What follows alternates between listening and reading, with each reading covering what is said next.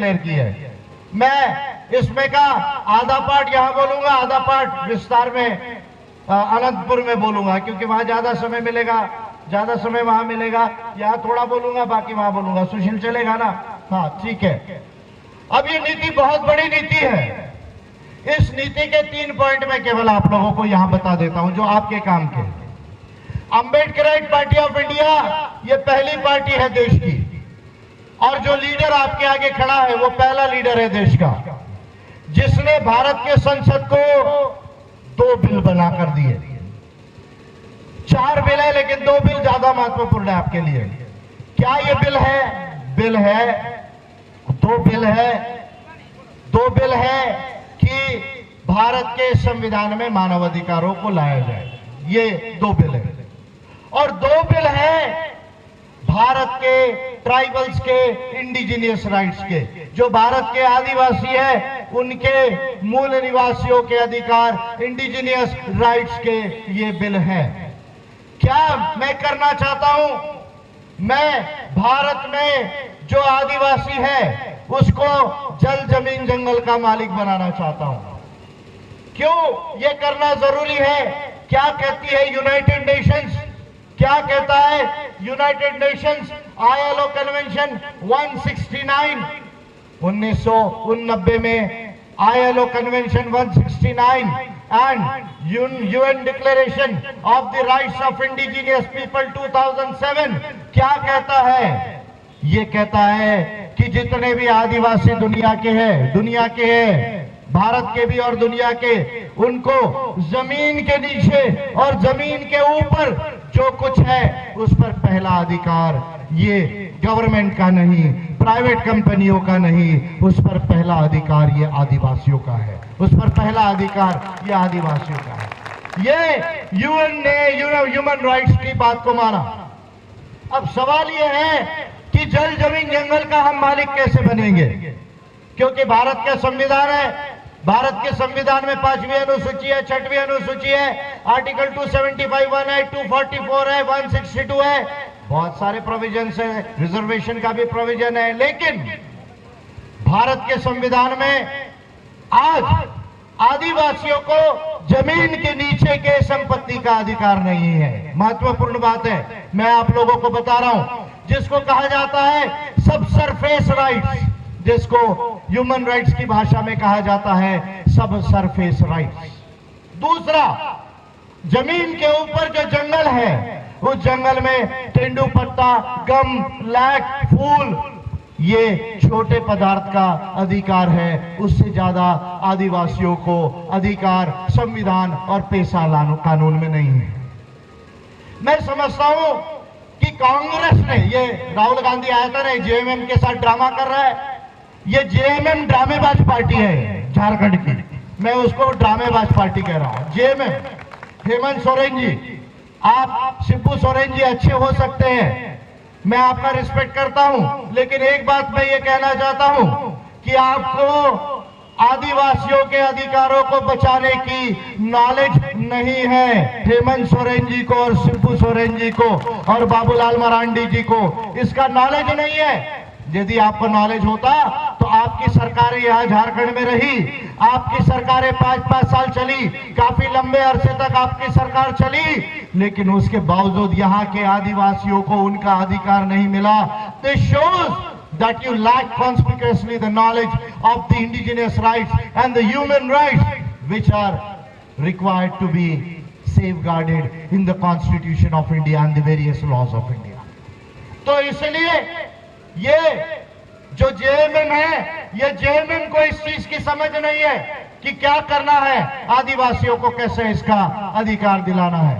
मैं आप लोगों को बताता हूं, भारत के संविधान को हमें सकारात्मक रूप से संशोधन करना होगा, अमेंड करना होगा।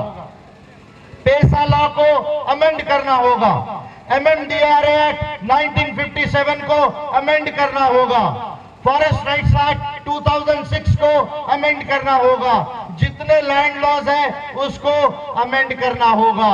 और ये अमेंडमेंट अगर कर दिया जाए, सकारात्मक पॉजिटिव अमेंडमेंट यदि कर दिया जाए, तो मैं आपको दावे से कहता हूं कि जल जमीन जंगल का मालिक ये आदिवासी होगा, ये आदिवासी होगा, ये आदिवासी होगा।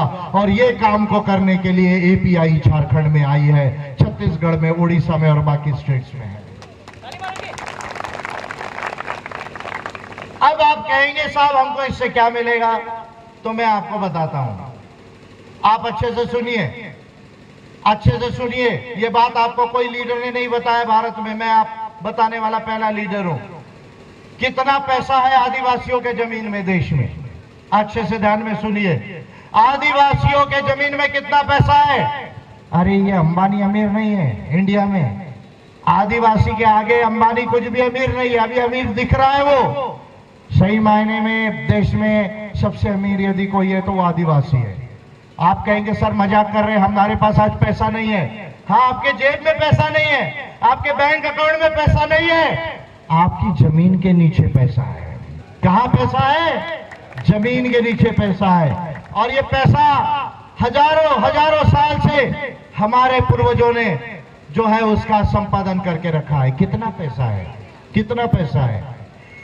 1000 लाख करोड़ रुपया, 1000 लाख करोड़ रुपया, 1000 लाख करोड़ रुपीस भारत के आदिवासी जो 5वीं अनुसूची में रहते हैं, जो 295 डिस्ट्रिक्ट भारत के शेड्यूल्ड एरिया में, ट्राइबल एरियाज में है, वहां 1000 लाख करोड़ रुपए की संपत्ति है। ध्यान से सुनिए। कल मैं टाटा में गया तो मैंने रतन टाटा जी को अपील की। रतन टाटा से ये कहा कि आपने सारी जमीन जो ली है टाटा की इंडस्ट्री को बनाने के लिए, वो तो 5वीं अनुसूची की आदिवासियों की जमीन थी, जो 1908-1909 में आपने लेना चालू किया। यदि आप में ईमानदारी है तो एक काम करो, आपने नौकरियां जिसको भी दी होगी अच्छी बात है, लेकिन आपकी फैक्ट्री में जो भी प्रॉफिट हो रहा है उसमें आप 15-20% का शेयर होल्डर ये आदिवासी को बनाओ, शेयर होल्डर ये आदिवासी को बनाओ। ये बात कल मैंने टाटा को कही, लेकिन ये करने वाले नहीं है। मैं ये चाहता हूं कि ये भारत के संविधान में अमेंडमेंट हो और ये अमेंडमेंट करके हम आदिवासियों को जल जमीन जंगल का मालिक बना सके और ग्राम सभा डिसाइड करे कि वो जमीन देना है या नहीं देना है। ग्राम सभा निर्णय करे कि वो जमीन देना है या नहीं देना है। यदि ग्राम सभा निर्णय लेगी कि जमीन देना है तो जमीन के एवज में जमीन मिलेगी, नौकरी मिलेगी, उतना पर्याप्त नहीं है। उसके बाद जो कंपनी वहां लगेगी उस कंपनी का 25% का शेयर होल्डर का मालिक ये आदिवासी होना चाहिए, ये आदिवासी होना चाहिए, ये आदिवासी होना चाहिए। ये काम हमको जो है वो इस देश में करने की जरूरत है और उस बात के लिए जो है वो मैं यहां झारखंड के अंदर आया हूं। पॉइंट नंबर 1 जिसको आप गंभीरता से समझेंगे। दूसरा, सरना कोड की बात है। यहां झारखंड में भी कोई भी अपना रिलीजन कोई मान सकता है, रिलीजन में हमको कुछ नहीं बोलना है, अपना अपना है, फेथ मान सकता है, लेकिन सरना कोड होना चाहिए, ऐसा ट्राइबल्स लोगों का व्यू था। हमने ये कहा कि अगर हमारे एमएलए चुन कर आते हैं तो हम सरना कोड होना चाहिए करके सेंट्रल गवर्नमेंट को लिखेंगे। Point number 2। पॉइंट नंबर 3, हम तमाम जो बजट है झारखंड का, वो बजट को 85,000 करोड़ रुपए का कर्जा झारखंड के ऊपर ये बीजेपी की गवर्नमेंट और जेएमएम की गवर्नमेंट ने करके रखा है। शाह कमीशन कहती है कि लगभग 75,000 करोड़ का माइनिंग घोटाला इस झारखंड के अंदर हुआ। अभी तक कोई पकड़ा नहीं गया, किसी को जेल नहीं हुई, वो पैसा बाहर नहीं आया। हम झारखंड के बजट को 1.25 लाख करोड़ रुपए का बनाएंगे, 1.25 लाख करोड़ का बनाएंगे और उसका 20% ओबीसी के लिए रिजर्व करेंगे, 8% माइनॉरिटीज के लिए रिजर्व करेंगे, आदिवासियों के लिए और शेड्यूल्ड कास्ट के लिए मिला के 25% से ज्यादा बजट को रिजर्व करेंगे और एक फार्मूले पर उसको खर्चा कर देंगे।